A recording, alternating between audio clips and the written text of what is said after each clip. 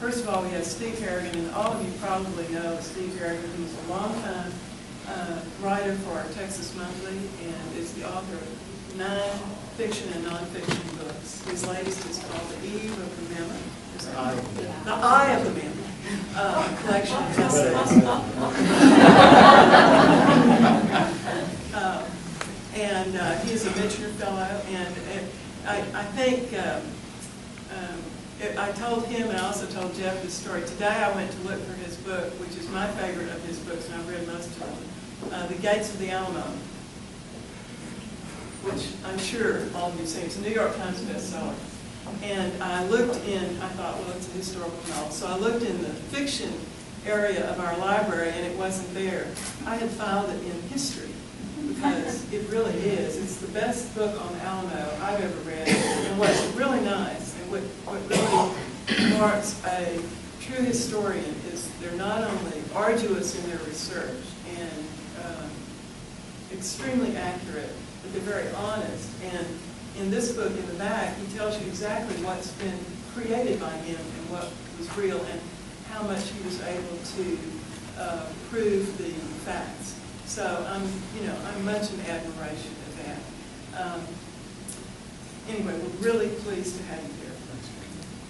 And Jeff Kerr over here, we met because we have a mutual friend who knew that we had both gone to Rice University, and that he was writing a book, and I was a literary agent. And that's how we came to meet. Well, it turns out this history lover over here, from time immemorial, was an electrical engineering major at Rice University, which when I was there was the highest major you could possibly take. And then he went to medical school, and then he did residency. And he's a pediatric neurologist at the Children's Medical Center here in Austin. And I believe that he brings the same perspicacity, which was the favorite word of one of my professors, to the study and writing of history as he does to his work as a physician.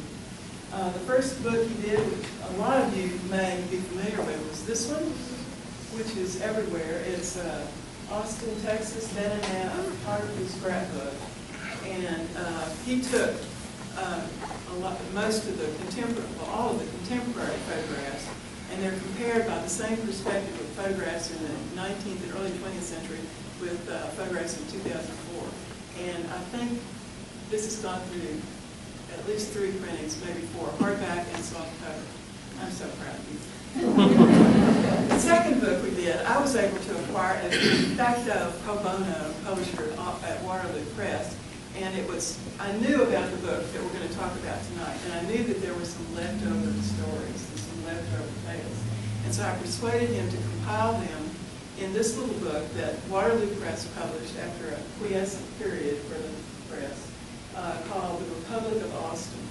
And let me tell you, it's, you think that the Cowboys and Indians days were a long time ago, and that it's a remote kind of history. It's not remote. I was reading this and determined, I live over off of West 35th Street. Well, the Comanches, who were the greatest horsemen maybe in the world, but certainly on the North American continent, could camp in Oklahoma and strike San Antonio. And the Comanches made many raids on Austin. In fact, the nearby Tonka was, I think, they were south of town or so. We come into the white man's settlement for protection from the Comanches. And the Comanches' getaway trail was typically over Mount Benil, which is right by my house. Anyway, Jeff Kerr wrote this book, which we published 2.5 years ago, and it is in the 3rd year. So that brings us up to the book for tonight, which is Seat of Empire. And these gentlemen will tell you,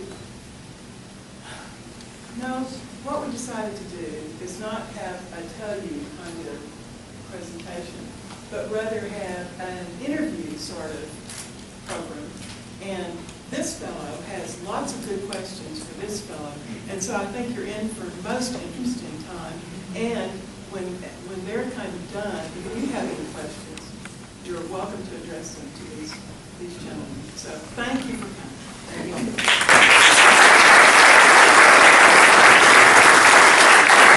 you.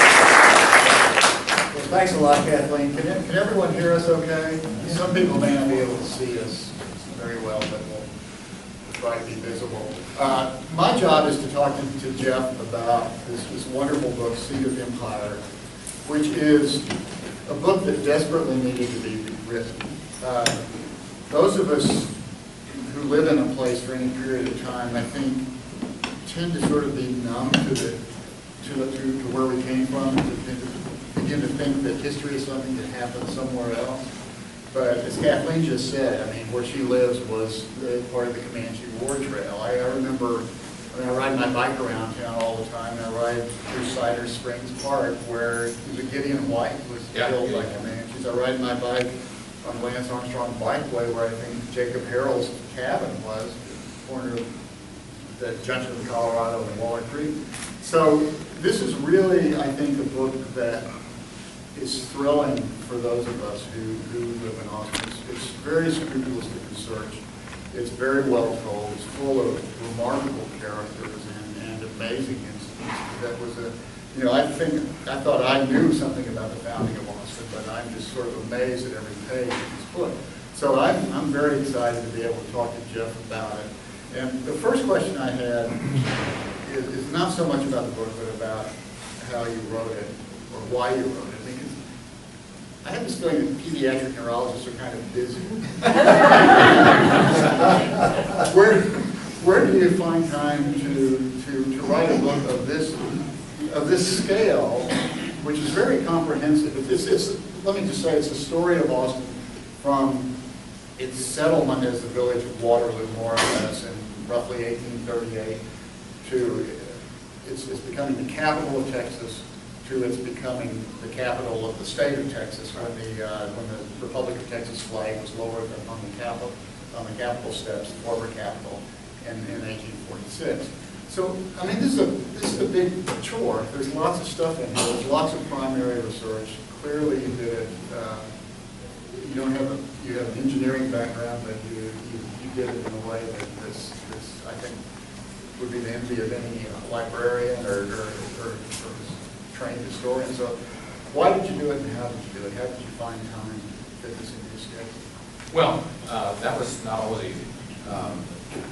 I didn't start out to write a history book when I started all this writing process about 10, 12 years ago. I really was just interested in exploring more about the city. I've told this story lots of times about hearing about Miracle Lamar shooting the buffalo downtown, and I went down there and looked around, and that led me to the Austin History Center. I started looking at all the photographs, and then going out to these sites with Xerox copies in hand and taking my own pictures and comparing, and came up with the idea of that first book, Austin, Texas, Then and Now. But as I was doing the research to write the text to go along with the pictures, I started to realize there's really a lot of depth to the history here. And it's not only interesting if you live in Austin, but if you're at all interested in Texas history, and to some extent American history, this is an important place. And I didn't see any books out there that dealt with a lot of the themes in this book. Most of the books on the history of Austin are more comprehensive, trying to cover right up to the present day, and so they gloss over a lot of that early stuff. And so then, when I finished that first book, I started to think, well, I want to do something else. And I just started nosing around. I went down to I'd kind of exhausted what they had here temporarily, and I went down to the State Archives and then over to what's now the Briscoe Center of American History at UT, and started just going through all the newspapers that were based in Austin in that era, and copying what I thought was intriguing and interesting. And that's when I conceived of the idea of saying, well, let's tell this story of how Austin came to be, because it's not only interesting as the founding of the city, but the great political battle it took to get Austin put here, and then the tug of war in trying to get it out and then putting it back here. I mean, it really, there's a lot that was going on other than just making a new town. Well, set the scene for us before Austin was here. In April 1836, Texas won its independence from Mexico at the Battle of San Jacinto, became a republic. At that time, Austin, who was living here when it was the village of Waterloo? Not too many people. The Hornsbys and the Wilbargers were the first to come out this far. Of course, they were closer to Bastrop on the Colorado River. And then Jacob Harrell brought his family out sometime in the early 1830s, and for a while camped out, I forget on which plot of land, but one of those families. And then Jacob left his family back at one of those farms and then set up a tent over here on the Colorado River, somewhere along the river near the mouth of one of the creeks. We don't know which creek it was. I have not found anything that definitely says, and of course the marker down at Congress Avenue says it was right there. So there are some reasons to think that that might be correct, and I can touch on that in a minute. But he came here in 1835 and set up a tent and started making plans to bring his family over. And around that time, and I forget the exact time, but Edward Burleson, another big name in local history and Texas history, did what a lot of investors and people trying to make money were doing, and that is he bought a lot of land around here and platted out a town. So he was planning to develop this town and try to draw people into the area. It wasn't incorporated until around 1838, right around the time that they passed the law condemning the land to turn it into the city of Austin. But when they came here to build Austin in May of 1839, it was Jacob Harrell's family and maybe 3 or 4 other families just living all clustered together down by the river. That was it. It was called Waterloo. It was in Burleson named it Waterloo. Right, yeah, Burleson named it. And why? You know? I don't know.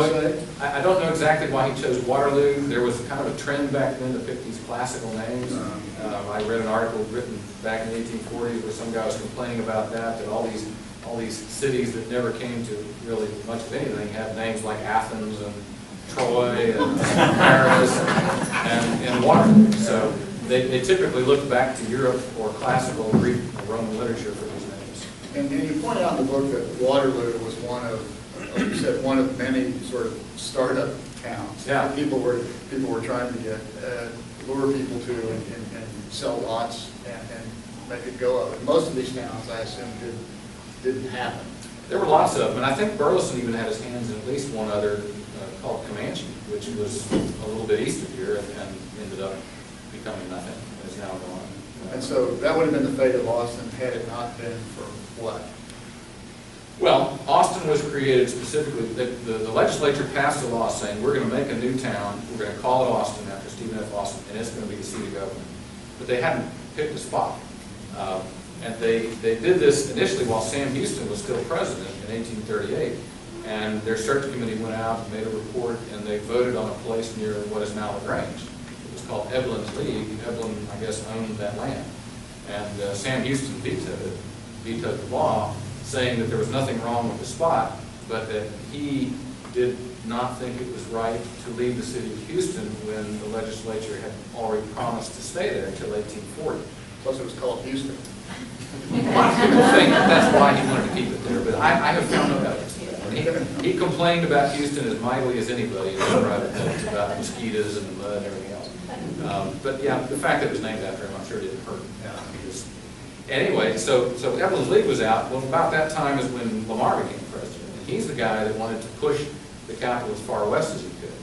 And the Congress passed a law, again, delineating a search area. But he specifically told the 5 guys that were chosen to go out and look, please go look at Waterloo. He had been here in 1838 when he was running for president, and he thought it was a great spot, and it was far enough west, which is what he wanted. And it was on the Colorado River, which everybody that deluded themselves into thinking could support major barge traffic all the way to the Gulf. So, but anyway, so yeah, the search committee came out. They were supposed to look at, the land included anywhere from the Trinity River to the Colorado River above the old San Antonio Road, which roughly parallels Highway 21 from Bastrop up to College Station and beyond. And they kind of blew off the Trinity. They went up and down the Brazos River and then came over here to look at the spot he had picked. And then they voted on which river they were going to put it on first. And it was a 5-man committee, 2 from the east, 2 from the west, and 1 from down in Matagorda. And it was a 2-2 vote until the Matagorda guy said Colorado River. And then they said, well, where on the Colorado shall we put it? And it was a 5-0 vote in favor of here, and that's why Austin came here. And when it came here, I never quite realized before what a process it was to build the city out of nothing. You described in the book all these wagon loads of engineers and mechanics and carpenters, with military escorts coming to Austin, bringing tools and all the things needed. And the hero of the story is Edwin Waller. Absolutely, yeah. Tell us about him. Well, once they decided to build this new city, they needed an agent to put in charge, somebody who was familiar with constructing things and also a good manager of the funds, because there was a lot of public money being used for this. And Lamar, I was never able to find out how he met Waller or why he chose him. He did turn down at least one or two other people for the job that applied, but he chose Waller pretty quick after the site was chosen. And he turned out to be an excellent choice. He was scrupulously honest. He kept very meticulous financial records, and by gosh, he got things done. It was an enormous logistical task to plan this, to find all of the skilled and unskilled labor, find the wagons to transport things here, and then build the city. He showed up in May, and he knew Congress was showing up in October. And when he got here, there literally was nothing here.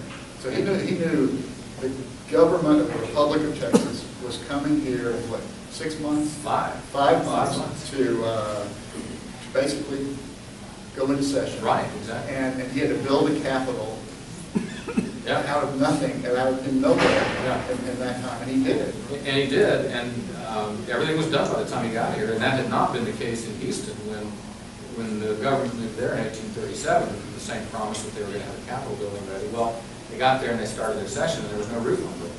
So had a few meetings, rained out.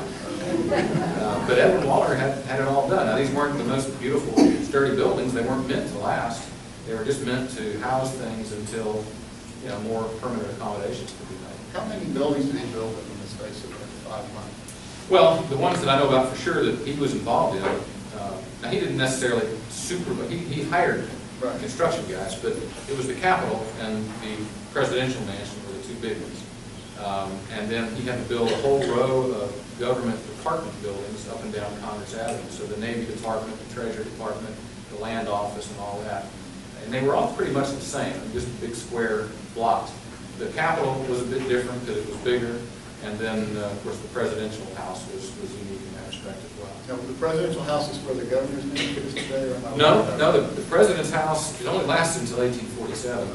But it was where the Omni Hotel shopping, where Texas Monthly, I think, has their office, right? It was right there, And because he was in a hurry, they saw the lumber over in Bastrop and hauled it over, and it was all green and unseasoned. Within a couple of years, when Sam Houston came to move into it, he said it was just falling apart. He wouldn't live in. Austin had kind of a rise and fall in that period. A rise and fall, and then it rose again, basically. And so it was a boom town almost immediately, right? Yeah. The Congress came, the legislature met, but there were some discordant notes, particularly among the French.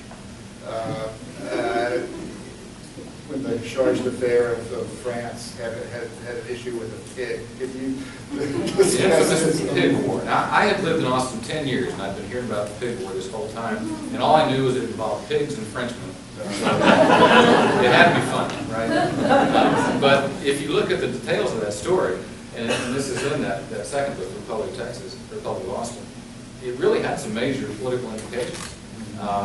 The issue is that Séligné, Alphonse Séligné, had been sent over to kind of check Texas out by France to see if we were worthy of recognition, and he decided that we were. So France recognized us, and they set up a legation here in the capital, and Séligné was in charge of that. Not the legation that was built later. That was more meant just to be his house, right? But a legation office, and so he came, and he had a very specific task in mind. And that was to get the legislature to pass what was called the Franco-Texian Bill. And in this bill, Texas would grant a number of different tax breaks, mineral rights, and settlement rights, mostly out west, to France in exchange for France building a row of forts on the Texas frontier. And once that law was passed, France would also need to form, they were going to privatize it and have a corporation take this over. And Celigne has just the right guy in mind to make that profit, and that was himself. So he had some real motive to get this thing passed. He got it through the House, but then by the time it reached the Senate, Mirabeau Lamar, who was president, had left town because he needed some medical treatment back in the United States. And David Burnett was vice president. He came into office, and he was not one to keep things, he didn't play his cards close to his chest at all. And he right away announced before the debates had even started that he thought it was a stupid bill and he was going to veto it. So the guys in the Senate, and it probably would have passed the Senate, but they gave up. And about the time that this happened, Celigne's dreams were dashed. He realizes he's no longer going to get rich on this new deal. This is where the pigs come in. And everybody in town kept livestock. But Richard Bullock, who ran the Bullock Hotel at 6th and Congress, which was the biggest place in town, had a very large herd of pigs. And you didn't buy feed for your pigs. You just turned them loose because there was all this open land around. And these pigs developed a taste for French-grown vegetables. So they used to head over to Celigne's house, which is in Guadalupe and 6th, just right over here, and break into his garden. Once they broke into his house, he came home and they were in his bedroom eating his bed sheets. So he already was very mad at these pigs. And the other part of the story is that the first time he had come to Austin, he had stayed at Austin. And when he checked out, he thought the bill was too high, he refused to pay it. He offered a lower sum, which Bullock refused. So they already had some bad blood. And I imagine Bullock training his pigs to. But so he comes home from Congress, his bill has been defeated, he's really mad, and the guys say, hey, the pigs were back today. And he says, I've had it, I've warned him, the next time they come back, I want you to kill them.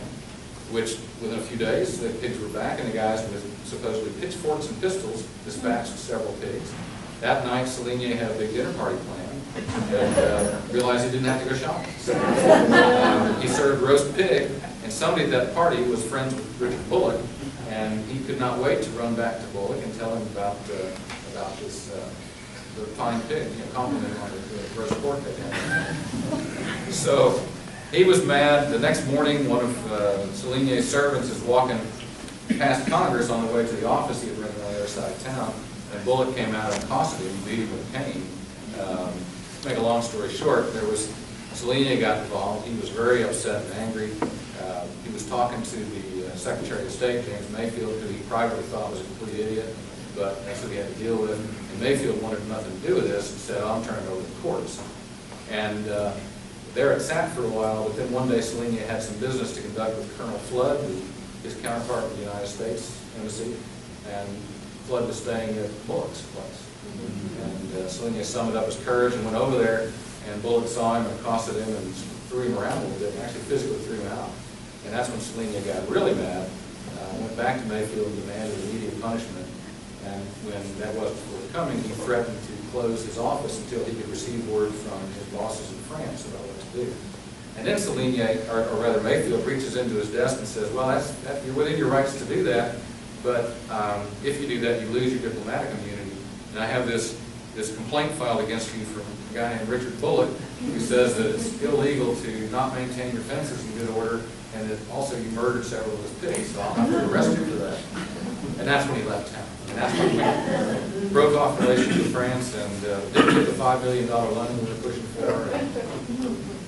I once had to give a speech in France, and I started by apologizing for the pig war. I'm sure it's a big deal. Got these blank looks. Another little dust up was the archive war, which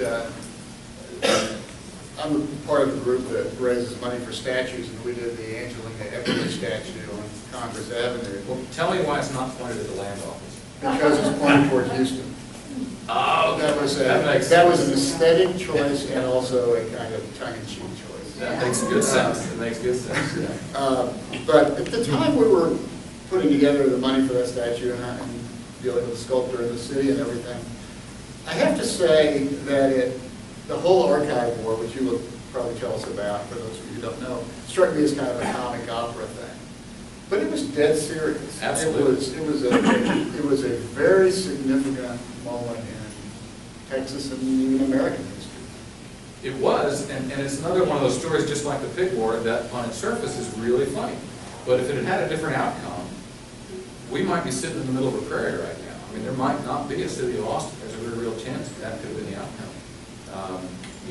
When Sam Houston became president for the second time in 1841, Mirabeau Lamar left office after kind of a disastrous presidency. But the capital was up and running. It was very bustling. Houston said publicly that, hey, I never wanted it there, but we've already spent the money to do it, so I'm not going to do anything about it. But one of his arguments against it had always been, it's too exposed. That we were still at war with Mexico, and they weren't that far away. And of course, there were lots and lots of Indian incursions here, although nothing had been forced.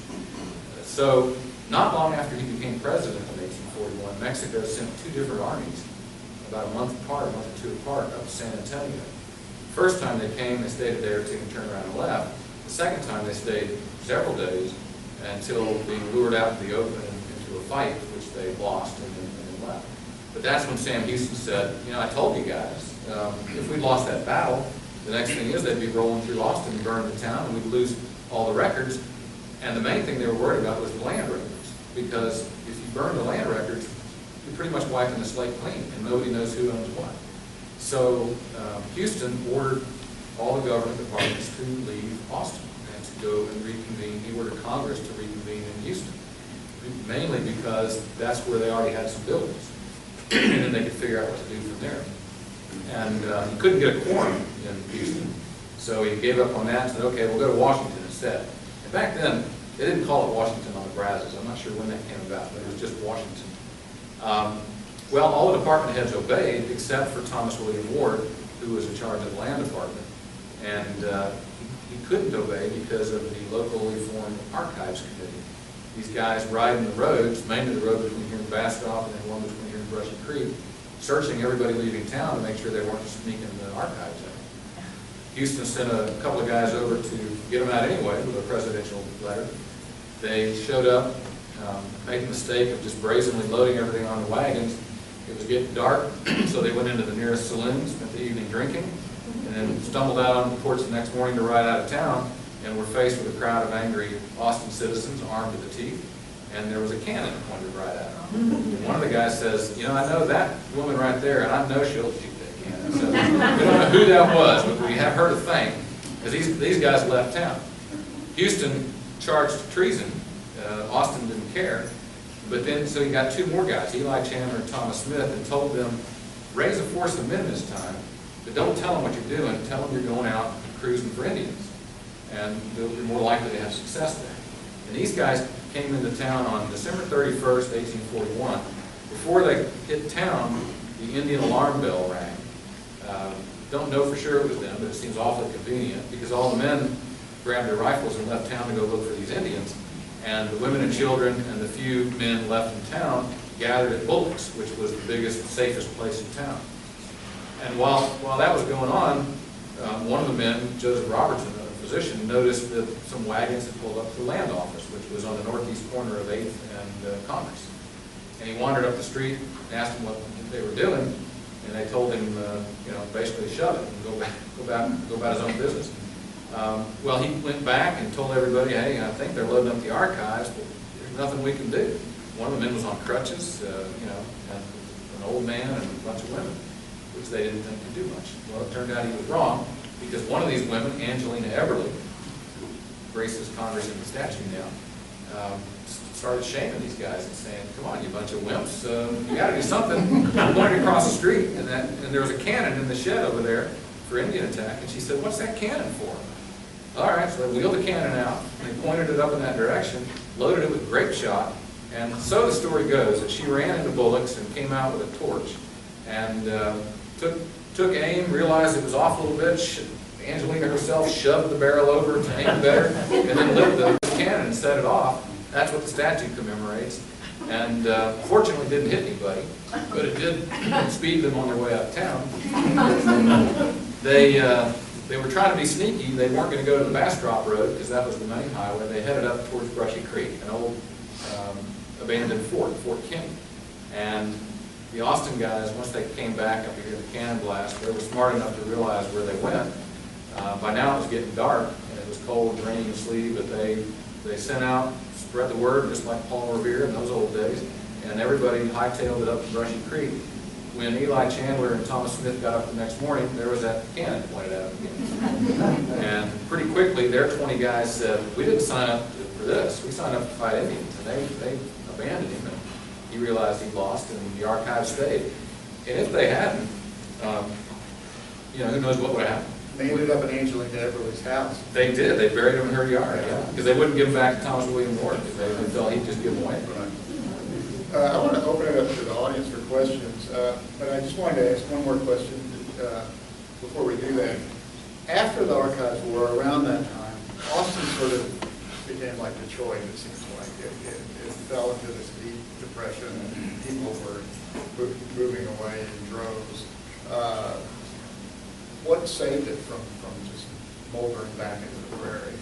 If it had gone on much longer without getting government back, it might have withered and died. And what saved it was the government came back after statehood in 1845, 1846 is when things actually came back. And it was not just governments that left town, but all the people that had set up businesses to cater to this population had to follow them. So Austin's population dropped from close to 1,000 down to a couple hundred people. And if the government had not come back, who knows? It might have gone away completely. We have the third president of the Republic to thank for that, right? Anson Jones, yeah. Who was a fellow doctor. That's right. Yeah. Now, what I find interesting about the presidents of Texas, Sam Houston, who never wanted the Capitol out here, is the only president of Texas whose inauguration was in Austin. Mirabeau Lamar, who hated Sam Houston and the town of Houston for his name, was the only president who was inaugurated in Houston. Does anybody have a question for Jeff? Should we continue? No, I'll keep that. Yeah, okay. Okay, well, back to and then over here. Listen. We read about how cedar is an invasive species that has come in sort of in more modern times. In your reading, did you run across the descriptions of the open prairie and what the countryside looked like back then? Yeah, and it's interesting, there is a misconception that cedar is not native to this area, but there was a very large stand of cedar west of town. A lot of the buildings used cedar planking for the floors in Austin. I went out to the Bamberger Ranch, I don't know if you've heard of this, but it's out towards Blanco for one of their seminars once. And what happened was, in the old days, fires would sweep through every 5 to 8 years and burn out cedar, so cedar couldn't get a foothold, except in occasionally just spots like here and there. But when Anglos came and started suppressing fires, the cedar was able to become proliferate and become a lot more abundant than it used to be. So it's always been here. It's just taken over because we stopped the fires. One of the striking things about the book in that regard is just how many people, time after time, talk about Austin as the most beautiful place they've ever seen.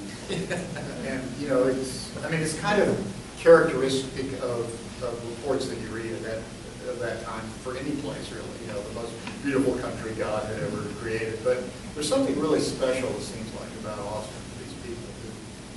Everybody that visited back in those days commented on it. Even the people that proposed to put the Capitol here conceded it was beautiful. Of course, their argument was, we don't need a beautiful Capitol, we need a functional Capitol. Right. But they all said it was just the most beautiful place they'd ever seen. But they were looking at it a little bit differently than we might today. They looked at it and saw these prairies with 4 and 5 foot tall grasses and thought it would be an agricultural paradise. So that was also part of the beauty that they saw. They were wrong about that, but a little bit different prism. But yeah, it was definitely a beautiful place. There's a question over here somewhere. Yes, sir. Who was responsible for laying out the grid of Austin's magnificent, wonderful, wide streets that our city engineer has been trying to take away from us? You can thank Edwin Waller for that. He laid out the street plan. He initially was going to put, and it was a mile square. The original boundaries were the river 15th, and which was North Avenue, East Avenue, which is now I-35, and then West Avenue. And he envisioned a square grid. He was going to put the Capitol building right in the middle, but when he got here and he saw that big hill, he said, no, that's where the Capitol's got to be, and then the town will be below it, in between there and the river. Great piece of engineering. Yes, sir. I worked for the city planning and development for many years before I retired. I was one of their GIS people. And according to some documentation I've seen with a copy of the original 1839 drawing that's supposedly now on linen in the land office, downtown Austin was designed as a replica of downtown Philadelphia and was intended to be a nation's capital from the very beginning, just like Washington, D.C. Yeah. And I've never been to Philadelphia, but I've told this to people who know Philadelphia well, and they say, by golly, you're right. The one difference is Independence Square is in the center of the area, and they offset it to the north center, taking advantage of the high ground of the Capitol. Right. Yeah, the original plan was to put it dead center. But that's interesting. I hadn't heard that about Philadelphia before. It makes sense. Yes, right there. I've always thought that if the dams weren't here, we wouldn't have enough water to support 10% of the population we've got today. Before the dams went in, through the 1800s, and you hit a drought period like we have now, was water supply the issue that it would be? At least in the very early part, the Republic era, I've not read that water was ever a real problem. The river was always flowing pretty well. There were lots and lots of springs, and the springs that we still have, like the one up at Cedar Springs up by Seton Hospital, used to flow a lot more than they do now. Waller Creek and Shoal Creek were much deeper and flowed year-round in those days. And so, no, water, at least early on, was not a particular concern, except for the people who didn't want the capital here. I think we have time for one more question. Is anybody? Oh, I'm sorry. Were you? Okay, all right, I'm sorry. I think you, well, we'll do two. Go ahead, I don't care. Go ahead, and then we'll do. Well, you're talking about road to Bastrop. Was the road to Bastrop 973, like you go through Waterloo and keep going, it will make still meanders past like 45th Bend and things up Highway 71? Well, there wasn't like a constructed road, and I'm sure people did different things. Mostly they just followed the river. And then there were crossings at various places. And then it entered town along what is now 6th Street. So that's where everything kind of converged. Oh, yeah, okay. I mean, I go out that road all the time. There's only one place you have to cross the river, so I thought maybe since it doesn't want to be there. Well, yeah, I'm sure people went that way, but there wasn't any one specific road. They call it the road between here and Bastrop. It was just, okay, Austin's over there, and you go that way. My understanding is that when Burleson was vice president of the Republic, that he fought a lot to get the capital brought back to Austin from Washington or Brazos, or when he was campaigning in that same year when Anthony was and is it your impression that Burleson had a lot to do with getting the capital back here? Sort of like Lamar sort of got it here, and then Burleson is one of the main guys that got it brought back here? I'm not sure I've seen anything that says that he was one of the prime movers in that. He certainly was in favor of bringing it back here and keeping it out on the Colorado rather than further east on the Brazos. We're going to have to adjourn in a minute. I'm sorry. I have a question because Jeff, you earlier were talking about the location of Harold's settlement, and you mentioned that the markers there at where Congress meets the river, and you said there's a very good reason why you get back to it, but you never got back to it. So I'm going to give you a chance to get back to it now before we close. Jacob Harold bought, I think, 4 or 5 town lots at the first sale of lots in Austin in 1839. And because he had been one of the landowners whose land was condemned, the legislature actually gave him a lot. And the lot they gave him was one right down at First Street and Congress. So it makes sense to me that the one they would have given him is where his house was. I don't know that for a fact, but that would be my suspicion. Well, we haven't had a chance to get into Indian attacks at Martin Springs, Mirabeau B. Lamar's poetry, which is an interesting sideline. But we can discuss this later because you'll be around, right? I will. I think we're going to. I kind of wanted to close with something I found that was really intriguing in the book. This is a letter, I guess it's a remembrance by a guy named William Abel, who was from New York, who lived in Austin for a time and then got nostalgic about it. Right. And this is just such a beautiful little testament to Austin. It just sort of makes you think things haven't changed at all. He's I don't know what year this was written, but he was remembering 1839 Austin. He says, "Oh dear, I almost get the blues in thinking over the old fellows and times we used to have. After all, didn't we live as happily in Austin as we expect in this world? I have wished a great many times since my return home that I was back in Austin and everything going as smoothly as it used to be. What do you say for a stroll around Coons Hill?" I don't know where that is. It was right around here. Yeah. "And gather some flowers or down into the cooling waters of the old, never-to-be-forgotten Colorado." So times haven't changed. I think there's a lot of old hippies who have these feelings about Austin today, and all over the Austin diaspora. But anyway, this is it's called, as you know, Seat of Empire, the Embattled Birth of Austin, Texas. It's a really, truly remarkably complete and engaging and elegant book, and I think they're on sale here. Is that? They are. Incidentally, you might be able to buy one. That just and might get happen. signed by the author. So please do that and hang around and visit with Jeff about Austin. Thank you all for coming. Thank you, everyone.